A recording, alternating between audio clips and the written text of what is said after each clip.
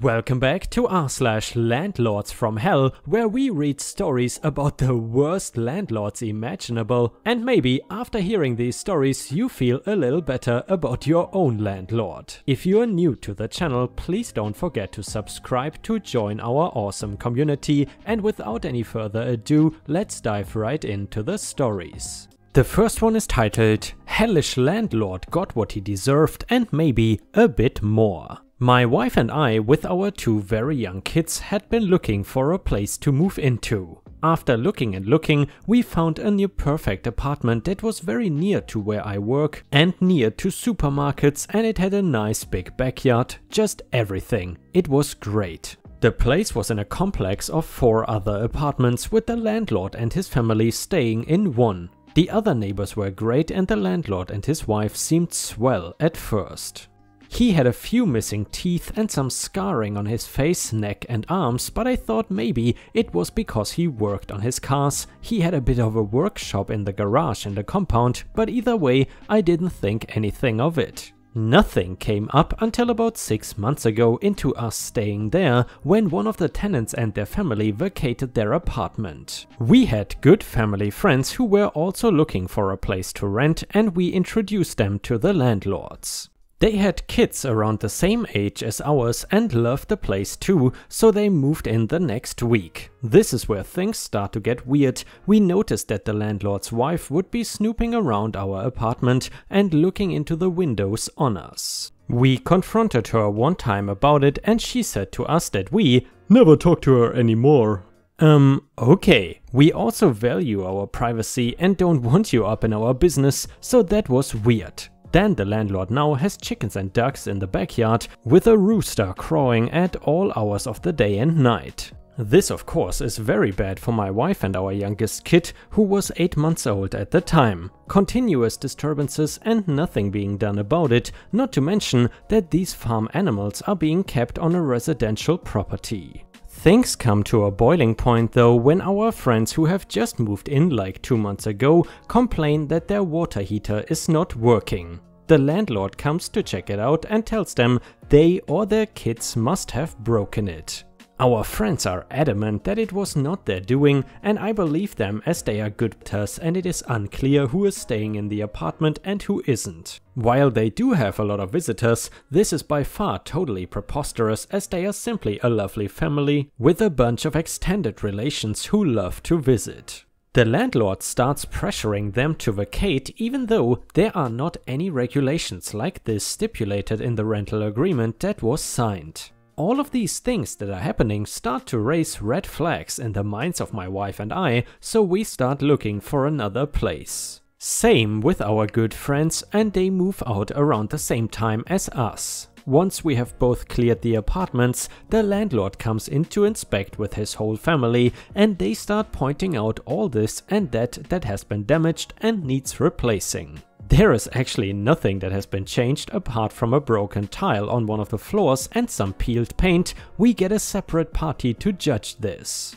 Our landlord is trying to withhold our entire security deposit for a broken tile and 5 cm by 5 cm of peeled paint. The value of this by the third party is maybe $50, yet the landlord is trying to charge hundreds. I dig my feet in and tell him straight that he is obviously operating out of the realms of reality, and start logically stating why this and that cannot cost this much. In the end it comes down to around $100 and I don't want any more trouble with them, so we pay that amount and part ways. Things did not go as well for our good friends though, as they had to indeed go to the Consumer Council and get their help. The landlord was withholding the complete rental bond, and I went on statement that I witnessed the landlord tampering with the fuse box, particularly with the heater fuse for our friend's apartment. The landlord, however, was unfazed by the pressure from the authorities and still would not really budge. Only after much pressure from our friends, they conceded to paying back half of the rental bond to them. And by the way guys, I guess rental bond and security deposit are pretty similar, or maybe even the same. Anyway, that's messed up, right? So this is where the revenge comes in. all through this horrible time, the landlord was dealing drugs from their apartment in the complex. This is why the wife was so nosy about what everyone was doing. Apart from the drug dealing he was doing, he was also pretty strung out most of the time. I suspect him now to have been a meth head, so the other tenants that were there, the extended family tenants, had a member of their family who would come to visit who was an actual member of the drug enforcement arm of the police. And us other tenants came to know about him because we would say hi to them and get to talking. We started talking about how things were weird and suspicious and the woes that we were having with the landlord. Well, a couple of weeks after we had moved, we found out the house got raided by police and the landlord got thrown in jail. I've got no idea where things are at now, but I met his wife a while ago, and when I asked her how her husband was doing, she said he was out of the country. And guys, in my book, that is exactly what a douchebag landlord deserves. But then again guys, I gotta say, I'm more than a little bit surprised that none of the tenants or anyone in the building have reported the landlord to the police for reporting drugs. I would definitely not be okay with my landlord dealing drugs. I don't know about you guys, but I would definitely go to the police with that.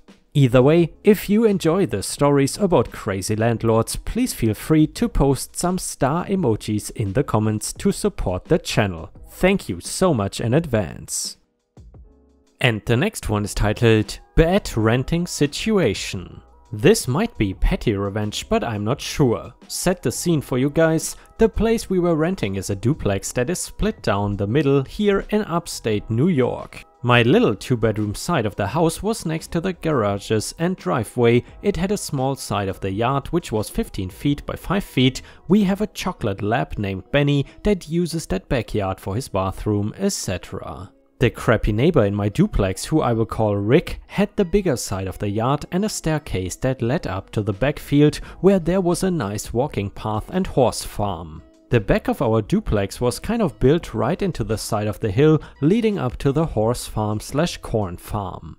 Rick was subletting one of his rooms to a Russian chain smoker that we will call Olga, and she was the same age as him, 60-ish. Rick is an a-hole 90% of the time and demands we never use his staircase to go up to the walking trail. His Russian friend and he also chain-smoked in front of our living room, making our house smell like an 80s era bowling alley. Over the course of our renting this place, we got in numerous fights with these asshats over where they could smoke so that our side of the house did not stink. The landlord lives in Florida and uses the property as his retirement cash cow. The landlord we will call Dwayne, and he is about 70 years old. The house itself was built in 1940 or earlier, and we lived on an old farm road with a pumpkin farm across the street. Just want you to have an image of the location because it will come into play later.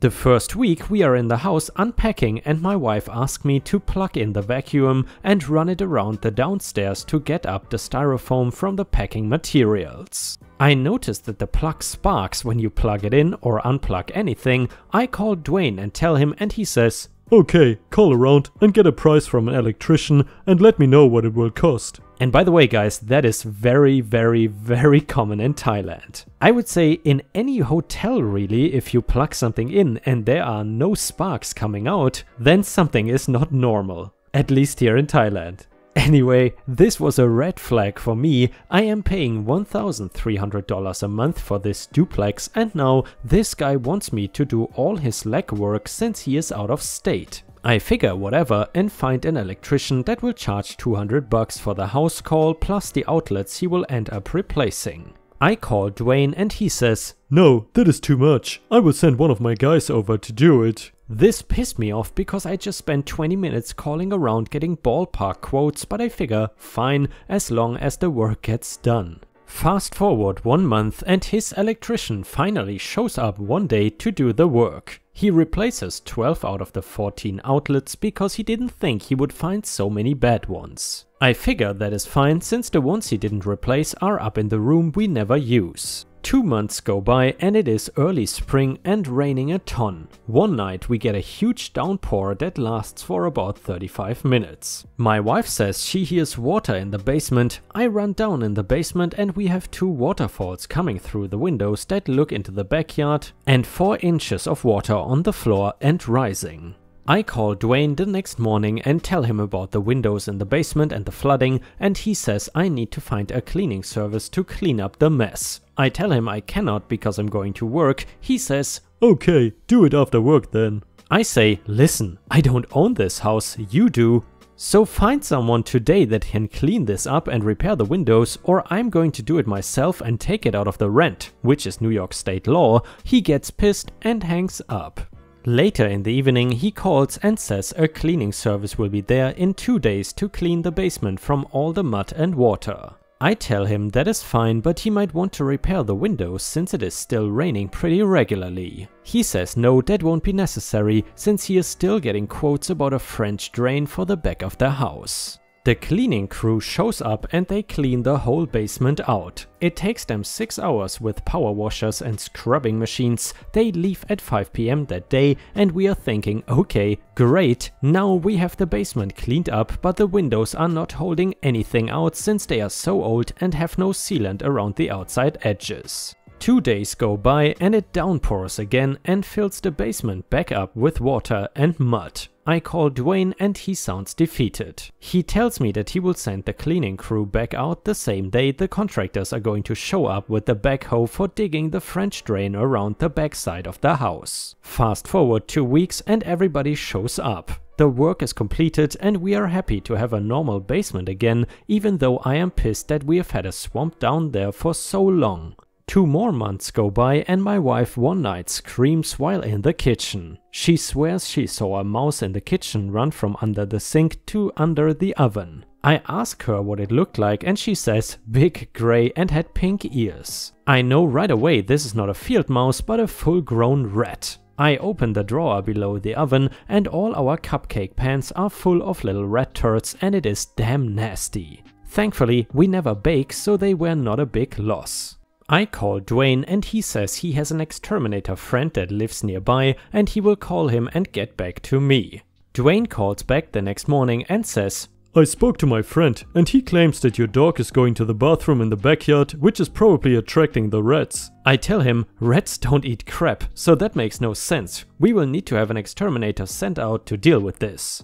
Dwayne goes on a tirade about how we are the worst renters and that we constantly complain about little things. I tell him, for $1,300 a month I expect a rat-free, spark-free living space that doesn't flood or smell like a bowling alley. At this point Dwayne says he will look into it and hangs up. I am super pissed at this point. We've had nothing but problems with this place from the first week and now we've got rats in our kitchen. I do a little digging online and find out that you can have health department investigate rat infestations, and if they see that the landlord is not doing anything about it, they will put a lien on the house until the work is complete. So obviously I decided to go that route. I call the health inspector and he tells me that he will come out in a few days and do an inspection and get back to me. Dwayne calls me back and says the rat problem is my fault because I have a dog and that I need to deal with the problem myself. I told him no problem, I just set up an appointment with the health inspector. Dwayne gets really upset and cusses me out. I call my lawyer and tell him to call Dwayne and arrange for us to break the lease since I don't want to deal with him anymore. Fast forward 2 months, the health inspector had found a bunch of rats and holes in the foundation and evidence that the colony had been living in the house for years and years from the looks of it. He contacts Dwayne and tells him about the lien if he doesn't address it. Dwayne calls me and says he is sending an exterminator. Now at this point I had put the place up on Craigslist to find new renters since kids that were desperate for a place and they seemed like typical rich college kids. I also tell them that the next door neighbor is pot friendly and loves smoking. I tell them that he is super chill and that they can totally use the staircase in the backyard to use the hiking trails. One of the kids brought his mom that showed up in a new Jaguar, and so I knew that Dwayne was not going to be able to crap all over these people since I knew they would lawyer up. I never mentioned the rat infestation or that this place was a nightmare because I knew that these kids' rich parents would go nuclear with a lawyer if they had to deal with this stuff. Dwayne accepted the new tenants and let us out of the lease. All it took was a few threats from my lawyer before I got my security deposit back. Fast forward 3 months, I drive by the old place to see what is happening. It looks like the college kids and Rick are off to a rough start. There's a plastic divider down the driveway to separate who gets what. There are beer cans all over the front yard and Rick's truck is parked on the side lawn. He never did that when we lived there, so I'm sure these kids were driving him crazy with parking. Olga is nowhere to be seen since she probably jumped ship when the party started. I don't know what became of the rats, but 2 months later I did another drive-by and there was no furniture on our side of the house, which tells me everybody had left and Dwayne was not making any money, which made me happy since he was a prick. And guys, if you ever had to deal with any awful landlords, then please feel free to share your story either in the comments or on r/ripestories on Reddit.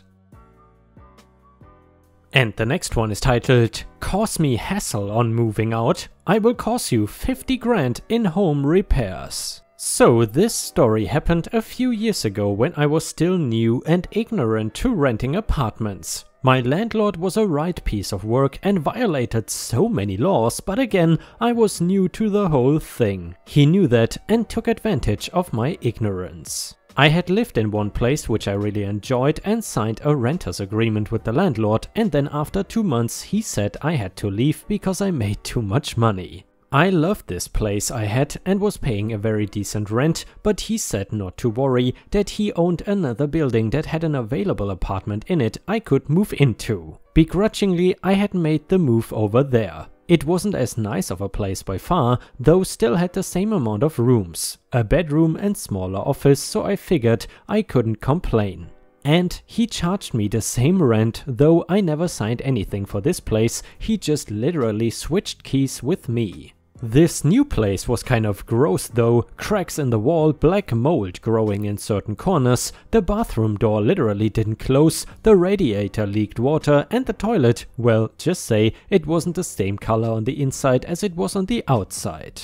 As the months went on, I began to notice things were different when I would come back from work. Sometimes it would just be, did I leave those papers like that? To, there is muddy footprints here. I figured out he had been coming into my place when I was not around. That was the last straw, and with the support of my boss, who was also my really good friend, I began looking for a new place with a different landlord. I finally did and told my boss I was unsure if I should put in notice or what. He asked if I signed a lease or papers or anything for that place. I said no, and in his words he said, "F it, pack up your stuff and move." Therein lies the most stressful move I have ever experienced. I did not own a lot of things, but what I had meant a lot to me. I had earned it. I had my best friend there helping me pack up my stuff. My best friend was also my boss's wife and 2 of their children. We got through a small amount of loading things up when Mr. Asshead landlord got apartment. He would change the locks and not let me back in. Keep in mind, this is not before the end of the month and I had already paid for the entire month. So I sat in my apartment crying, trying to figure out what to do. I called my boss, who was coming quickly because his wife and kids were there, and one of my brothers, and was scared to leave my apartment as I didn't want to lose any of my things. After my reinforcements came, the landlord backed off and I quickly got all of my important things out of there, though I made sure someone was always inside the apartment at all times. Before leaving, however, I took some quick pictures of the mold and cracks and other disgusting things around my place. A few days after settling into my new place, I went to the city hall and the health and safety board and showed them the pictures. Turns out they were just as interested in them as I was. Nearly a year later, I ran across one of my old neighbors from inside the building, an older lady that had lived just below me. We made quick pleasantries and then she asked me if I had heard what happened after I left. I said no, as my new place was in the next town over, so I didn't even frequent the neighborhood anymore. Apparently, thanks to the lovely pictures I sent in, my landlord was investigated and was forced to do just over $50,000 worth of repairs on the building. And guys, unfortunately we have already reached the end of the video. However, this is not the end of ripe content for you. I would highly suggest to check out my endless binge watch playlist, which will hopefully soon show up on the left corner of the screen, which will provide you with hundreds if not thousands of hours of ripe content. If you still haven't gotten enough, then please also check out my Patreon at patreon.com/ripeyoutube for more than 50 exclusive Reddit videos that you will only find on there. Furthermore, if you want to share your own story with our community, then please head on over to r/ripestories on Reddit, where you can share your own stories and there is a good chance that I might read it in a video. Thank you so much for your daily support and I hope to see you again tomorrow.